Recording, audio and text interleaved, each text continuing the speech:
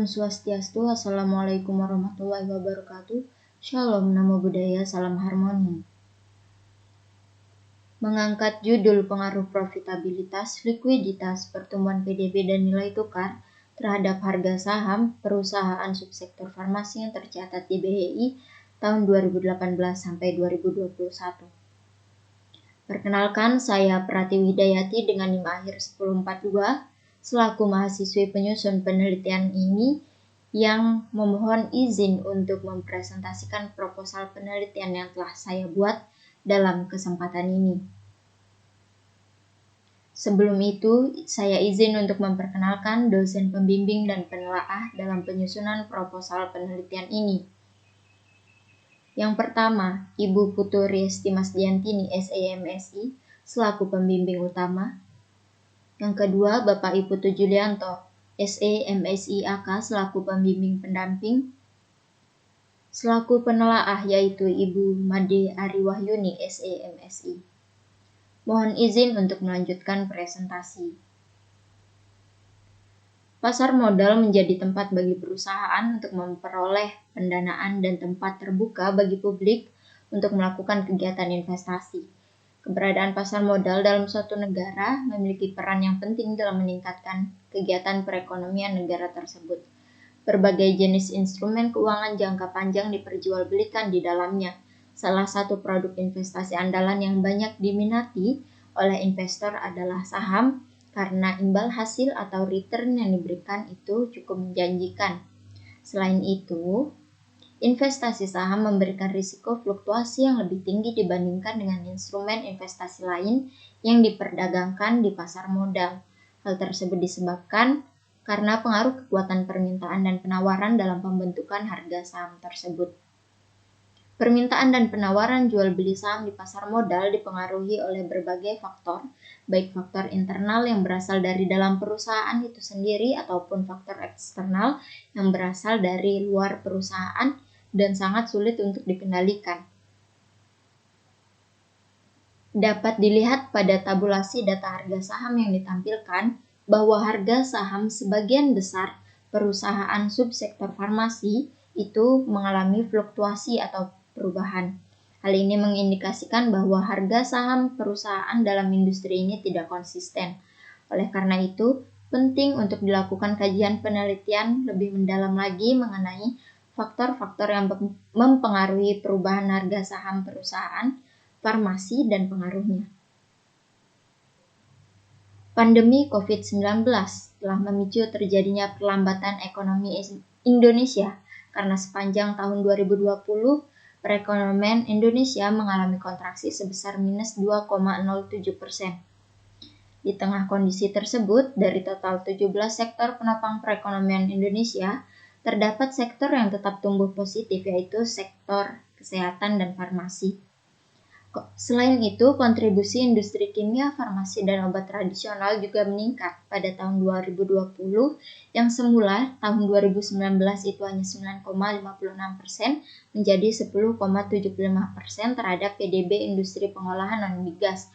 Hal ini menyebabkan industri farmasi itu dimasukkan ke dalam industri strategis yang menjadi fokus pengembangan sektor industri pengolahan secara keseluruhan. Industri farmasi menjadi salah satu sektor yang terdaftar di Bursa Efek Indonesia. Perusahaan yang bergerak dalam industri ini terus mengalami peningkatan. Persentase pertumbuhan industri farmasi di Indonesia dapat dilihat pada gambar berikut.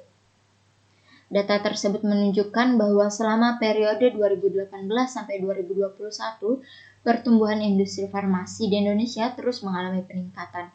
Pertumbuhan industri yang baik akan menjadi salah satu daya tarik bagi investor untuk menanamkan modalnya pada saham-saham perusahaan yang bergerak di industri farmasi. Dengan besarnya kontribusi sektor farmasi ini, maka sektor farmasi layak menjadi salah satu sektor potensial yang menjanjikan untuk berinvestasi, baik jangka pendek maupun panjang, karena tahan akan krisis, dan produk farmasi merupakan produk yang dibutuhkan oleh masyarakat luas. Perbedaan penelitian ini dengan penelitian sebelumnya, selain karena subjek yang berbeda dan juga periode yang berbeda, penggunaan variabel bebas penelitian ini juga berbeda dengan penelitian terdahulu. Penelitian ini menggunakan 4 variabel bebas yang terdiri dari profitabilitas diproksikan dengan return on equity, kemudian likuiditas yang diproksikan dengan quick ratio, pertumbuhan PDB, dan nilai tukar. Identifikasi masalah dalam penelitian ini yaitu yang pertama, sebagian besar sektor penopang perekonomian Indonesia itu mengalami pertumbuhan yang lambat dipicu oleh pandemi COVID. Namun sektor farmasi itu tetap dapat tumbuh secara positif. Kemudian yang kedua, terjadi fluktuasi harga saham pada perusahaan subsektor farmasi yang terdaftar di BEI pada tahun 2018 sampai 2021. Kemudian yang ketiga, terdapat banyak faktor yang mempengaruhi harga saham. Yang keempat, adanya ketidakkonsistenan hasil penelitian berkaitan dengan pengaruh profitabilitas, likuiditas, pertumbuhan PDB, dan nilai tukar terhadap harga saham. Agar penelitian ini tidak terlalu meluas bahasannya, maka penelitian ini hanya akan fokus pada pengaruh profitabilitas, likuiditas, pertumbuhan PDB, dan nilai tukar terhadap harga saham perusahaan subsektor farmasi yang tercatat di Bursa Efek Indonesia tahun 2018 sampai 2021. Untuk rumusan masalah penelitian dalam penelitian itu yaitu yang pertama, bagaimana pengaruh profitabilitas terhadap harga saham perusahaan subsektor farmasi yang tercatat di Bursa Efek Indonesia tahun 2018 sampai 2021. Yang kedua, bagaimana pengaruh likuiditas terhadap harga saham. Kemudian yang ketiga, bagaimana pengaruh pertumbuhan PDB terhadap harga saham. Yang keempat, bagaimana pengaruh nilai tukar terhadap harga saham. Dan yang kelima, bagaimana pengaruh profitabilitas, likuiditas, pertumbuhan PDB, dan nilai tukar terhadap harga saham perusahaan subsektor farmasi yang tercatat di BEI tahun 2018 sampai 2021. Untuk tujuan penelitian yang pertama, yaitu untuk menguji dan mengetahui pengaruh profitabilitas terhadap harga saham. Yang kedua, untuk menguji dan mengetahui pengaruh likuiditas terhadap harga saham. Yang ketiga, untuk mengetahui dan menguji pengaruh pertumbuhan PDB terhadap harga saham. Yang keempat, untuk menguji dan mengetahui pengaruh nilai tukar terhadap harga saham. Dan yang terakhir, untuk menguji dan mengetahui pengaruh profitabilitas, likuiditas, pertumbuhan PDB, dan nilai tukar terhadap harga saham. Manfaat hasil penelitian. Untuk manfaat yang pertama bersifat teoritis, yaitu hasil penelitian ini diharapkan dapat memberikan wawasan serta pengetahuan bagi peneliti dan berbagai pihak mengenai topik penelitian yang diambil. Kemudian manfaat yang kedua yaitu bersifat praktis. Yang pertama, bagi peneliti, penelitian ini dapat menjadi sarana untuk mengaplikasikan teori yang peneliti peroleh selama di bangku perkuliahan mengenai topik penelitian yang diambil. Kemudian yang kedua, bagi peneliti selanjutnya, penelitian ini diharapkan mampu memberikan kontribusi bagi perkembangan ilmu pengetahuan dan dapat digunakan sebagai referensi untuk penelitian selanjutnya, terutama yang berkaitan dengan topik penelitian ini. Kemudian berkaitan dengan kajian teori. Yang pertama adalah teori sinyal atau signaling theory. Teori sinyal ini dapat menjelaskan harga fluktuatif yang terjadi di pasar saham, sehingga sinyal yang diberikan oleh manajemen dalam bentuk informasi keuangan dapat memberi pengaruh atas keputusan investasi. Kemudian definisi kedua yaitu terkait dengan teori hipotesis pasar efisien. Kondisi pasar yang efisien terjadi ketika harga seluruh sekuritas yang diperjualbelikan itu sudah mencerminkan keseluruhan informasi yang tersedia. Definisi ketiga tentang harga saham. Tande Lilin mendefinisikan bahwa harga saham merupakan cerminan dari ekspektasi investor terhadap faktor earning, aliran kas, dan tingkat return yang diisyaratkan investor. Yang mana ketiga faktor tersebut juga sangat dipengaruhi oleh kinerja ekonomi makro. Kemudian definisi keempat yaitu rasio profitabilitas. Menurut Weston dan Brigham dalam Jumingan menyatakan bahwa rasio profitabilitas itu merupakan rasio yang digunakan untuk mengukur efektivitas manajemen yang digambarkan melalui imbalan hasil dari investasi melalui penjualan. Definisi kelima yaitu berkaitan dengan rasio likuiditas. Kashmir dan Ja'far menyatakan bahwa rasio likuiditas merupakan rasio yang digunakan dalam mengukur seberapa liquid perusahaan dengan cara membandingkan aktiva lancar dengan pasifa lancar. Kemudian definisi keenam yaitu terkait dengan pertumbuhan PDB. Pertumbuhan PDB itu merupakan perhitungan yang dapat memberikan gambaran mengenai pertumbuhan produksi barang dan jasa pada suatu wilayah perekonomian dalam kurun waktu tertentu. Definisi terakhir yaitu terkait dengan nilai tukar. Nilai tukar uang ini menggambarkan tingkat harga pertukaran dari satu mata uang ke mata uang yang lainnya yang umumnya digunakan dalam berbagai transaksi. Berikut merupakan hasil kajian penelitian terdahulu yang relevan dengan topik penelitian ini. Yang pertama yaitu penelitian dari Vivi Avianti Tripuspitorini yang menunjukkan bahwa nilai tukar itu tidak mempengaruhi harga saham indeks syariah. Penelitian kedua dari Via Andani Putri dan Natalie Justisia yang membuktikan bahwa quick ratio tidak berpengaruh signifikan terhadap harga saham, sedangkan return on equity itu berpengaruh positif dan signifikan terhadap harga saham. Penelitian ketiga yaitu dari Siregar dan kawan-kawan yang menunjukkan bahwa return on equity tidak berpengaruh signifikan terhadap harga saham pada perusahaan properti dan real estate yang terdaftar di Bursa Efek Indonesia periode 2015 sampai 2017. Penelitian keempat dari Tita Dwi Suryaningsih dan Fandi Karisma yang menyatakan bahwa QR tidak berpengaruh signifikan terhadap harga saham perusahaan. Penelitian kelima dari Sukmawati dan kawan-kawan yang menunjukkan bahwa pertumbuhan ekonomi dan nilai tukar rupiah tidak berpengaruh signifikan terhadap harga saham syariah pada Jakarta Islamic Index yang listing di Bursa Efek Indonesia tahun 2015 sampai 2019. Penelitian keenam dari Dwi Jayanti yang menyatakan bahwa nilai tukar secara parsial itu berpengaruh negatif signifikan terhadap harga saham. Penelitian terakhir itu dari Manulang dan kawan-kawan yang menunjukkan bahwa return on equity berpengaruh negatif dan signifikan terhadap harga saham, sedangkan quick ratio tidak berpengaruh terhadap harga saham perusahaan sektor pertambangan periode 2014 sampai 2018. Berikut merupakan gambar kerangka pemikiran dari penelitian ini dengan pengembangan hipotesis sebagai berikut. Hipotesis pertama yaitu profitabilitas berpengaruh positif terhadap harga saham. Hipotesis 2, likuiditas berpengaruh positif terhadap harga saham. Hipotesis 3, pertumbuhan produk domestik bruto berpengaruh positif terhadap harga saham. Dan hipotesis keempat yaitu nilai tukar berpengaruh negatif terhadap harga saham.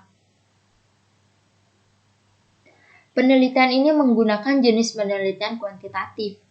Penelitian kuantitatif merupakan penelitian yang berdasarkan filsafat positivisme, digunakan untuk meneliti pada populasi atau sampel tertentu. Pengumpulan datanya menggunakan instrumen penelitian, analisis data bersifat kuantitatif atau statistik dengan tujuan untuk menguji hipotesis yang telah ditetapkan. Berikut merupakan diagram alur dari skema rancangan penelitian ini. Subjek dalam penelitian ini adalah perusahaan subsektor farmasi yang terdaftar di Bursa Efek Indonesia pada tahun 2018 sampai 2021. Sedangkan objek yang digunakan dalam penelitian ini adalah profitabilitas, likuiditas, pertumbuhan PDB, nilai tukar, dan harga saham. Populasi dalam penelitian ini adalah seluruh perusahaan subsektor farmasi yang terdaftar di BEI pada tahun 2018 sampai 2021, sejumlah 10 perusahaan. Teknik pengambilan sampel yang digunakan dalam purposive adalah purposive sampling, yaitu teknik pengambilan sampel menggunakan beberapa kriteria tertentu agar menghasilkan data pengamatan yang sesuai dengan kriteria yang diinginkan. Berikut merupakan kriteria sampel untuk penarikan sampel dalam penelitian ini.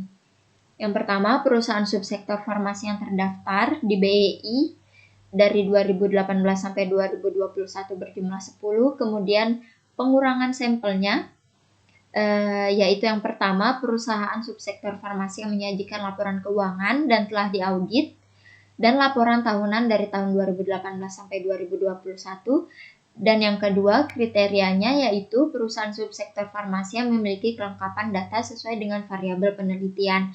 Nah, dari kriteria tersebut, maka tereliminasi satu perusahaan sehingga jumlah sampel yang terseleksi yaitu berjumlah 9 sampel. Nah, untuk total data pengamatan pada penelitian ini yaitu berjumlah 36. Kemudian definisi operasional variabel penelitian. Harga saham ini merupakan variabel terikat dalam penelitian ini. Harga saham adalah harga yang dikeluarkan oleh investor untuk memperoleh kepemilikan yang dapat mencerminkan pula ekspektasi investor. Harga saham yang digunakan dalam penelitian ini adalah harga penutupan saham atau closing price. Kemudian berlanjut pada definisi operasional variabel penelitian untuk variabel bebas. Yang pertama yaitu profitabilitas. Rasio profitabilitas yang digunakan dalam penelitian ini diproksikan dengan return on equity. Karena menurut Latifah dan Suryani, ROE ini lebih efektif untuk mengukur tingkat profitabilitas suatu perusahaan. ROE dapat dihitung dengan membagi laba bersih setelah pajak dibagi dengan total modal dikali 100%. Kemudian yang kedua, likuiditas. Dalam penelitian ini, rasio likuiditas diproksikan dengan quick ratio. Quick ratio ini menurut Sudana memberikan ukuran yang lebih akurat karena persediaan dieliminasi dari aset lancar dengan alasan kurang liquid dibandingkan dengan kas, surat berharga, dan piutang. QR dapat dihitung dengan aset lancar dikurang persediaan dibagi dengan utang lancar dikali 100%. Yang ketiga adalah pertumbuhan PDB.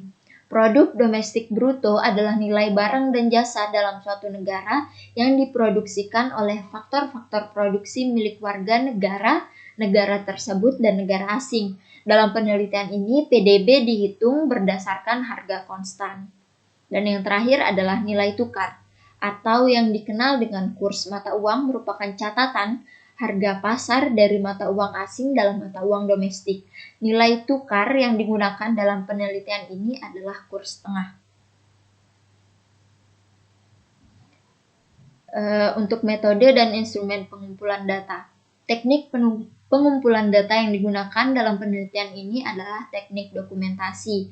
Data yang digunakan berupa data sekunder dalam bentuk laporan keuangan perusahaan subsektor farmasi yang terdaftar di BEI tahun 2018 sampai 2021. Data ini peneliti peroleh dari website resmi perusahaan farmasi dan juga dari website resmi Bursa Efek Indonesia. Kemudian untuk metode dan teknik analisis data.